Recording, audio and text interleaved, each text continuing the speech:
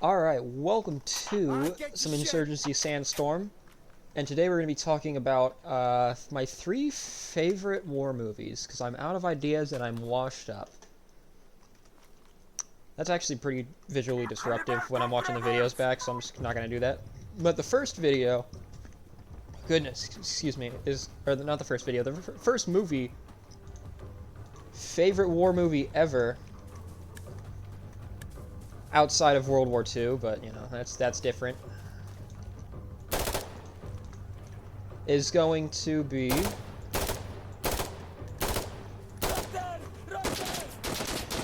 where was I?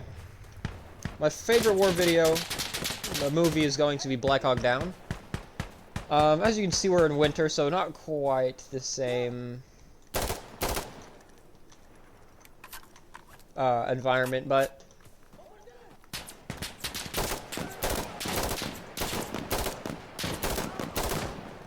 movie's super quotable. There's some good stuff in there, like, it's also a little ironic.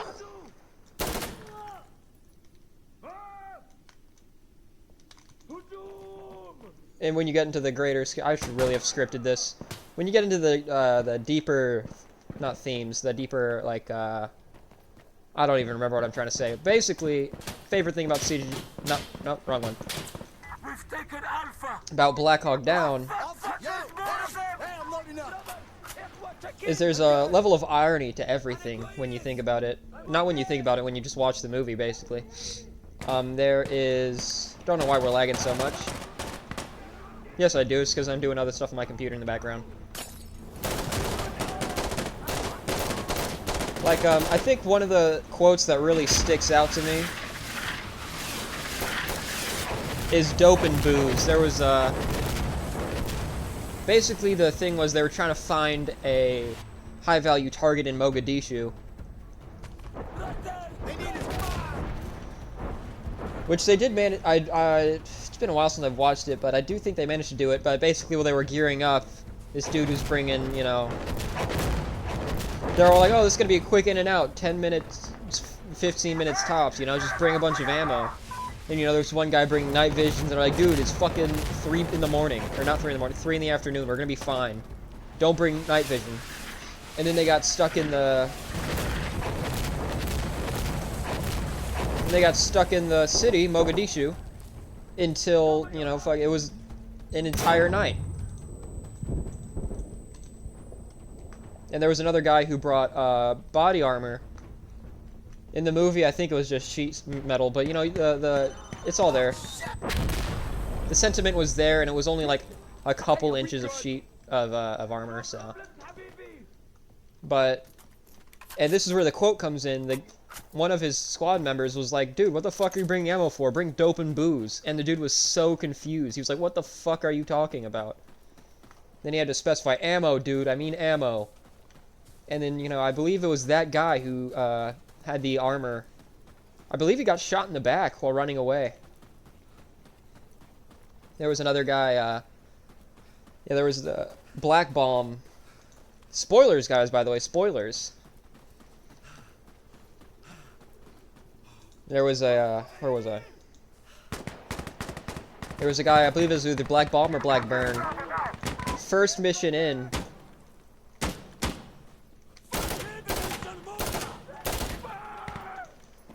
He was just like, you know, nervous, and somebody, you know, under the assumption that it was just going to be an easy in and out mission, said, don't worry, man, the only thing you have to worry about is not missing the rope, because they were helicoptering in.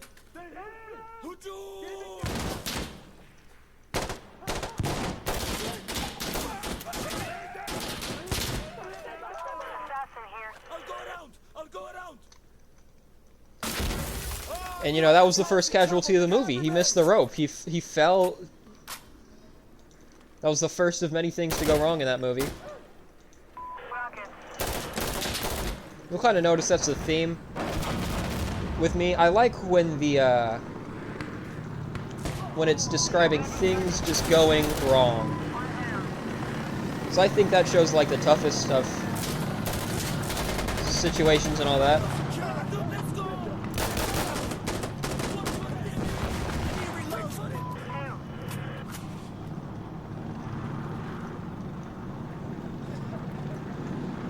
And that kind of brings us into, there's some other movies that I like. There's another one called, I believe it's either Outpost or The Outpost. But that one I really like because it's... Man, if I had thermite, it would be great. See, I'm underprepared. Alright, we're leaving the area. Assassin out.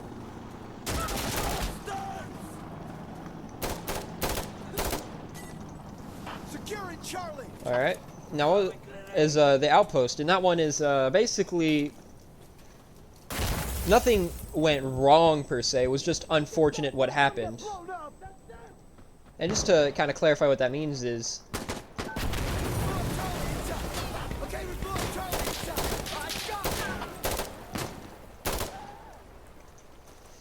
Their base, the outpost that they were in, where the movie gets its namesake from.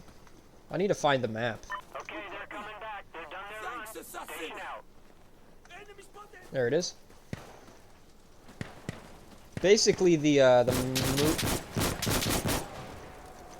Please don't do this. He did it.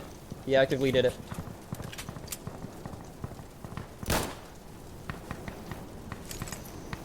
But yeah, basically the outpost they were in was inside of a basin in a mountain range. And everyone on the base was like, dude, this is a terrible fucking spot. Why did you pick this spot? We're literally in a fishbowl. And they kept getting probing strikes to the point where they were like scheduling it. They were like, somebody's shooting at the Humvee. Must be Tuesday. You know, they were joking around with it because it was nothing bad at the time, you know.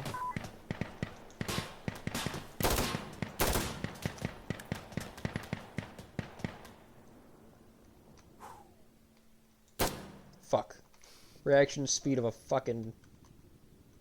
I don't even know. I was gonna say snail, but that seems too obvious. But eventually, their CEO got not CEO. Their commanding officer got, you know, killed. The probing strikes finally got him.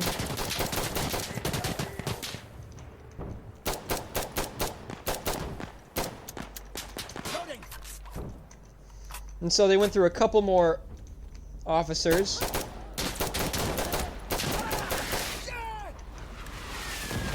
Pushing up pretty aggressively on that flank, so... Now that sounds like gas. Don't know if it's poison or not, so...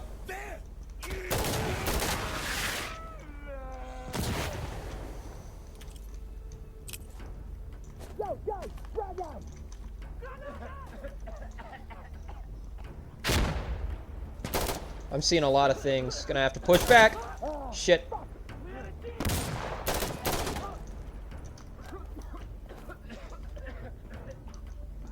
Where was I?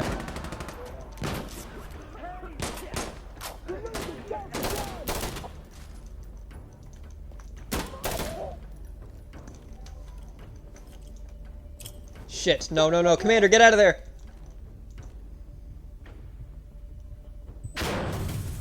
At least he survived.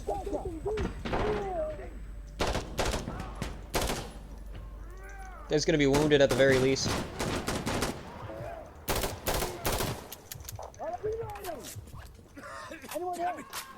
Looks like we managed to survive this.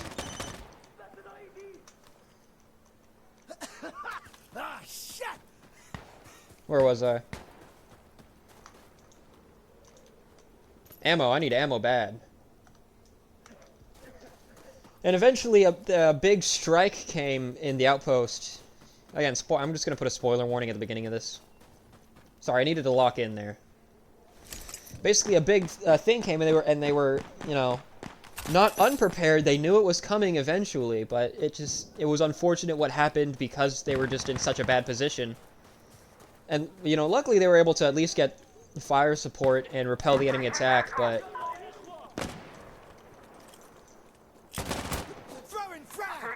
You know, that's just what happened. I think it's really fun. There's also a pretty funny line because they were burning the shit pits, you know. Don't know if there's like a military slang word for it. Not slang word, code word. There you go. And one of the dudes was that's a plant.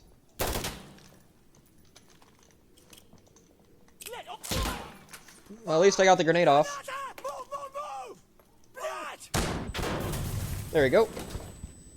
And he was like, man, all these chemicals and shit, it's Agent Orange and stuff like that. They're gonna give us cancer.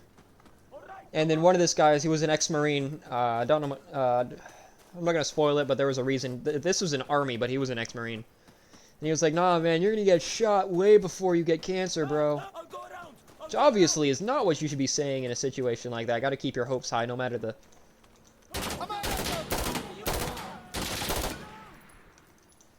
And then later on, the dude gets shot. And the ex-Marine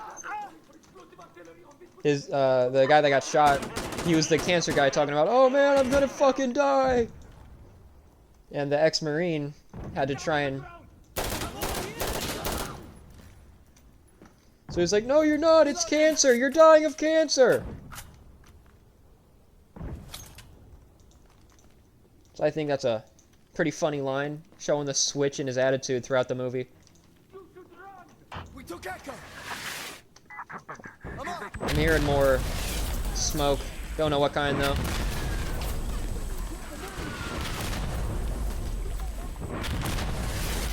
Yeah, I just think it's a generally awesome movie.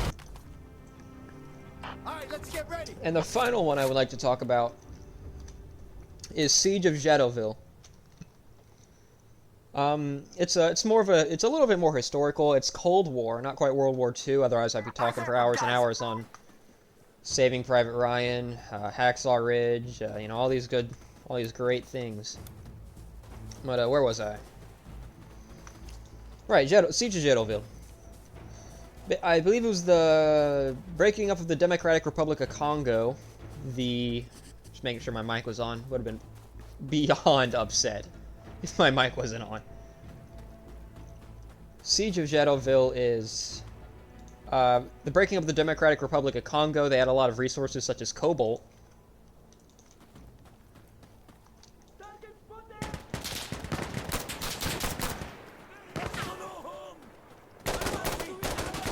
Which was used as nuclear bombs.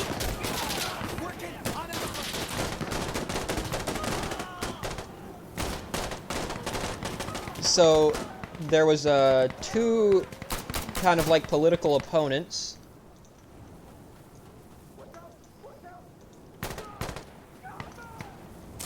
Oh fuck. Yeah, we just got crushed there. And one of them took power and started a small secession, I believe. It's been a while since I watched that movie too. It's been a while since I've watched all of these movies. Let's go, let's go. And so they were supplying to both sides. I think it was the elected leader was socialist. And it doesn't matter, but basically they had to do peacekeeping, or the UN had to do peacekeeping operations, and this guy, he suggested the Irish send some forces.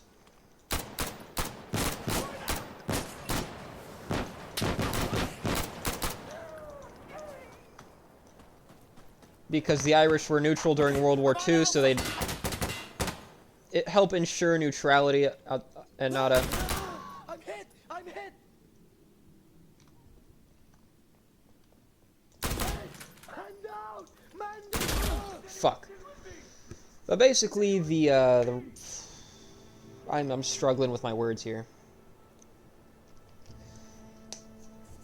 And that's what happened. The Irish were sent down to the Congo because they're like, oh, well, you know, this way it shows that we're not really picking sides. We're here to help the state of the Union of Congo, or whatever the fuck. Which they were poorly equipped, as you can imagine. The general guy, warlord-esque individual, hired some old French expatriates to try and take the town that was Jettaville, because that's where the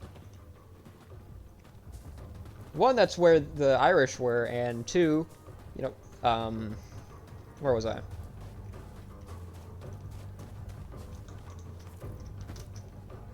Would not kill for an optic right now.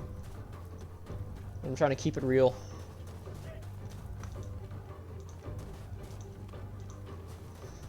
And the town of Shadowville was in a just like a super valuable location. It was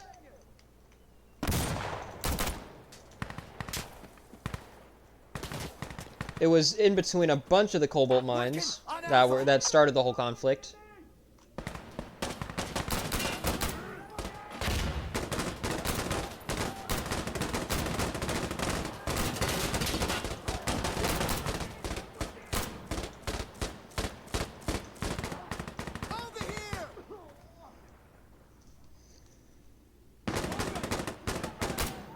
And so they began to besiege the settlement of Shadowville, and it was just the under-equipped the under-equipped Irish forces versus all these, you know, soldiers and French expats, ex-legionnaires, I believe they were called in the movie. And eventually they did have to surrender, but they held their own, and they, which is correct to historical events, managed to not suffer a single loss, even though plenty of them were wounded. Which is awesome. You know, I'm half Irish myself, so gotta take your representation where you can. And I think that's one of the better places they could have taken. Although us blowing up the English boys would have been pretty cool too.